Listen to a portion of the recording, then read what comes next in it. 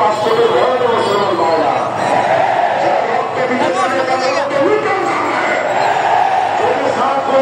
বাংলাদেশে নিষিদ্ধ না করেন, আমরা বাংলাদেশের সরকারের কাছে নিষিদ্ধ চাইব না, আমরা নিষিদ্ধটা ঘোষণা করে দেব। থেকে বাংলাদেশের সমস্ত ছাত্রদের সকল কার্যক্রম নিষিদ্ধ।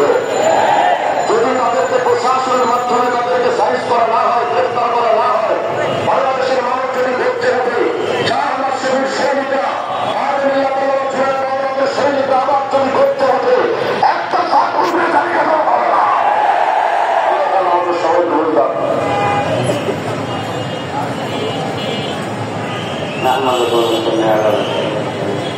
ভূমিকা খোঁজবার ছাড়া একেবারে কয়েকটা কথা তবলিগ দিনের কাছে